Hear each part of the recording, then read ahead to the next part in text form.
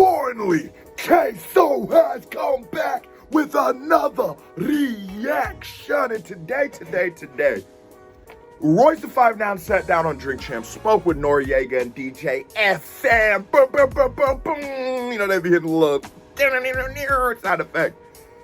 And he had a lot of good stuff to say on that Drink Champs interview, but this clip I'm reacting to right here is Royce explaining how the beef with him and T Grizzley, it's settled. They settled it and how it's over. I like that. We've been following this whole saga from beginning to end.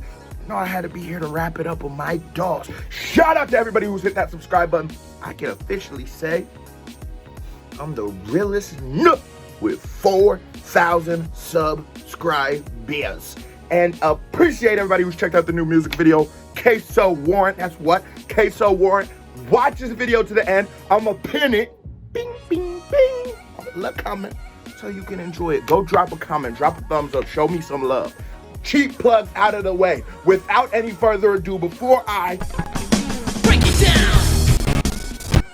it down, hit that thumbs up button if you're new to the channel. Hey, how are you doing? Hit that subscribe button. If you don't subscribe, your mama is a hating. Popping off. Make sure y'all go subscribe to Text, man. On Revolt TV, Drink Champs Royce the 5'9" explains the beef with T Grizzley and how it was a misunderstanding and how it's been settled. Let's get to it.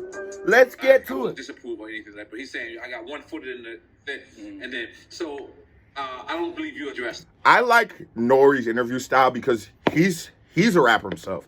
He knows how to keep that balance of like, we homies, we kicking it. And it makes you feel like you're listening to a conversation you're not supposed to. Like, Nori, when I listen to him, it makes me feel like when your dad and your uncles get together, you know what I'm saying? And you in the room, you listening, you try not to say nothing, but you getting a lot of good game. You hearing a lot of memories. That's what I like about Nori, man. You got to give him some flowers. I would love to hear that. And I heard you had a conversation with him. Yeah, of course, of course. I understand where you're coming from. Yeah. I understand where you're coming from. Ooh. I think that's big. That's big. Royce do it. Man, shout out to Royce. You doing what an OG's supposed to do. Yeah, T Grizzley was out of pocket, but I feel you, young nigga. You was a young nigga tripping. I didn't go in depth about me and Marshall's conversation, so I can understand. The Breakfast Club is saying, okay. So I can understand how. Add some backstory. Sorry, I keep pausing him, but you know I'm here to react. So if you got a problem with it, you can suck a dick. But what he said on the Breakfast Club was, I told M not to do the feature with T Grizzley, and it's not because of I don't like him. It's just we don't want to put that asterisk on T Grizzley's career that Eminem made you. You wouldn't have been here without an Eminem feature. Let him bubble up. Let him get hot by himself, or not even get hot by himself, but continue the progression that T Grizzley was once on. Don't know if he sort of fell off a little bit. I don't like putting that moniker on artists because you're always one big or good song away. But he's saying, let him do it organically, then the feature would make more sense. It'd be more warranted. How it can be misconstrued. It's this simple, though. Okay? Okay. Number one, I'm not like this guy who, like, behind closed doors determines when and where and how Marshall raps and when he's going to rap. Facts. We were just having a conversation. You know what I mean? His opinion. So the whole point was to let these guys know that you never know who's watching. Just to be careful, not to burn bridges. Right. Yeah. So this is one of the things that I expressed to him when we talked. Drink Champs Cam. This is after he addressed the situation. I like that camera cut. So I made a song called Lighters. Right? Okay, it was a song that I had that was on my album. Yeah. You know what I'm saying? Like, I heard it. When me and Marshall did the Bad Meets Evil album, we ended up putting that song on the Bad Meets Evil album. We put Bruno Mars on it. Oh, I might Big have. hit song. I might have like heard the biggest song of the year, #1 song of the year. So I tried to use that energy to build Slaughterhouse. So that's how we came up. That's how I came up with a song called My Life for Slaughterhouse, which ended up being the. I've heard My Life. I love Slaughterhouse. I love Royce. I love Juelz. Or Jules. How I feel about Joe Budden sometimes. He's a good lyricist, man. I like his podcast. Who else is in Slaughterhouse? Crooked. I love all the guys. My Life with CeeLo Green, that is a trash record. That's the word. You ever seen the meme where Joe Budden comes in like a plane hot? But everybody go listen to My Life by Slaughterhouse and CeeLo Green. You'll know exactly what KSO's talking about. The right song for Slaughterhouse Okay. I love that about Royce. Double click. I love that about Royce. You are willing to admit, yeah, that wasn't it. That wasn't the right song for Slaughterhouse. It was too poppy. It was too mainstream. It seemed like you were reaching for a hit. The fact that I had a song of that magnitude and wasn't able to build Slaughterhouse, and I also wasn't able to build myself off of that song.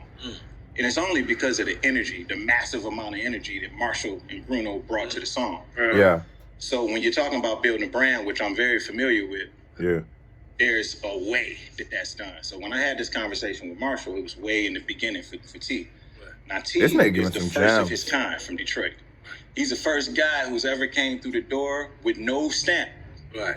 from nobody. Right. Sean had Kanye, I had Marshall, Obi had Marshall. Right. Everybody had something. He's the first of his kind to come with a classic record out of the gate. You know what I'm saying? On his own. Wow. So I don't want to see Marshall jump in, step on shadow that. Yeah. You know what I'm First saying? day out. You talking about like, first day out what I with was T trying to Grizzley. explain to him, like, I would never give my opinion in a way that's going to hurt you. Right. You know what I'm saying? Yeah. I want nothing but the best for you. If I Which make a what we decision, want from it's OGs. because me as an OG, I know what's best. Right. Gems. Queso called it. That's what we want from our OGs, bro. Don't down us. Don't downplay us. Don't put us on a path of destruction. Give us gems. You might not be right as an OG. We're humans. You know, you might not be right. But at least try. You know what I'm saying? I'm 22 now. Got some 17-year-old, 18-year-old homies that sometimes I speak to them. Yeah, you should try this. Maybe, yeah, you should try this. Maybe you shouldn't try this. It's what you should do as an OG, as an old head. It's a blessing, bro. Age is a blessing, man. It's experience. It's knowledge. So when we reach, you know, I just keep going back to, I reach 22, there's experiences that I've been through that, yeah, maybe you don't got to put your hand on that fire to burn yourself. Let me burn myself and be enough example for all of us. Shout out to my little niggas, man. Shout out to Trizzy Marley. But that doesn't mean, In your opinion. in my opinion, Right. it doesn't mean that my opinion is the determining factor. Right. It just means that's how I feel. Yeah. But the point that I was making on the Breakfast Club is just to be careful. Right. Because I didn't stop the song from happening. He stopped the song from happening by dissing Marshall on the album. Why'd you diss him? Bro, T Grizzly and Eminem would have a future right now if you didn't do that shit. That was on you, Playboy. So get mad at Royce if you want. Royce was speaking after you dissed him. The king of my city. I'm a legend of my city. Niggas be talking about Eminem. That was what you said. Don't blame that on Royce. He didn't do that. People said it's not something that can't be repaired. So accountability is a big part of communication, being able to hold yourself accountable, and it's also a huge part of success. This That's nigga what I Royce need my mature, homie. youngest to understand. In your opinion, what was his discrepancies? What was his problem? That he reached out to M and M didn't reach back? Nori, Get him on record? good follow up. Oh, We didn't talk. You mean why did he shoot at him on the record? Yeah. I don't think it was a particular reason. I think it was more supposed to come off like a friendly jab. Because when I talked to him about it, he was like, I ain't think it was a big deal. What I Now that's a big point right there. It was supposed to be like a sparring match. T Grizzly, I'll tell you right now, I like you, Playboy. I really do. I say it in every reaction we do to this T Grizzly Royce situation. Nigga, you don't want it with M. Nigga, you don't want it with M. Not on no rapping shit. Stop that. said about him. You know what I'm saying? So we came to this conclusion. If we're in communication more, we don't have a problem. Right. Because that way I That's don't dope. be presumptuous. I won't assume you mean ABC. You won't assume I mean ABC. That's dope. We We'll should just talk. always be clear. And that's how we should be. You know what I'm saying? Like, Why is it always like that? Why does it seem like we beef with people from our inner cities? yeah, Like I mean, it's just something we used to doing that. Right. Because I can understand why the Yeah. youngins in the comments is like, oh, you hating on T because they used to niggas hating. Right. They used to the OGs Exactly. hating. Same thing happened to me. Niggas hating on me. You know what I'm saying? Like, Yo, we've seen this countless times in hip hop. We've seen this countless times in hip hop. Ice Cube on Soulja Boy, everybody on the Littles. Our culture, as beautiful and magical as it is, we do have this thing of gatekeepers and doors and boundaries that we set up. Why is it that niggas can't move to the side, let the next niggas be great? We'll never forget you. And that's why I think it's so egregious and disgusting when we do hear like a Yachty or a Little Xan. I don't even really consider him a part of our culture, but when we do hear niggas make sucker moves like that and be like, man, who's Biggie, who's Pac? No, that's not what we supposed to do as the youngins. We supposed to love and honor our heroes, our legends, our greats, the people who came before us. Now, man, and those greats and legends are supposed to at least give us something. Because never forget, bro, I wasn't born, I rap, you know what I'm saying? I wasn't born and just wanted to, I just rap now. There was people who influenced my life so much that I decided this was a career path that I wanted to take on and I wanted to endeavor on. So the M's, the Waynes, the Ice Cubes, the Black Robs, the people who motivated me, the DMXs. It hurt if they shit on me, man. It would, cause bro, y'all are like superheroes to us. Y'all are like superheroes to us, bro. Y'all really like everything. When you in that fandom, you could do no wrong. Or don't shit on us, please. Like, don't shit on us, please. And please, let's stop disrespecting our legends, my nigga. That is what you do when you disrespect the legend. You disrespect our entire culture. You disrespect our entire art form. You know what I'm saying? And I refuse to use my platform and divide up against my youngins.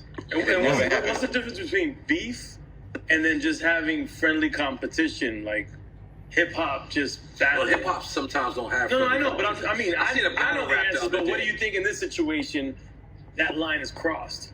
I mean, honestly, in my opinion, I think he probably was just looking for something to create some more smoke so he can keep that moment going. He came out the gate with a classic. That's a tough position to be in. Especially when you're just getting out of jail.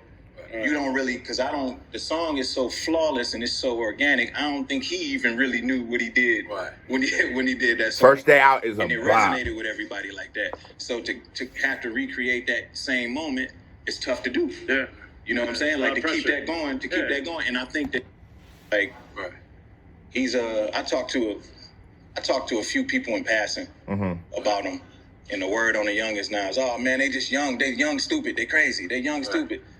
I'd never give up on none of them. Yeah, you know what I mean? Like that's salute that nigga, man. Salute that nigga, man. Stupider, probably. You know what I mean? And they young geniuses, man. Like T Grizzley did some shit that none of us did. None of us. And that needs to be saluted. You know what I'm saying? So it's like a win for him is a win for even me. him had a cosign. Royce reminds me. Royce talks like me. I just fuck with Royce. Royce got the same kind of mentality I do. Before I even knew who he was, I heard about him through fucking World Star, and I'm from Detroit. You know how amazing that is. So it's like, you know, why would I want to block that? Yo, so Royce, man, you a legend, bro. You an icon. I fallen in love with the way Royce moves, man. That is a good man. That's a good legend. That's a good OG.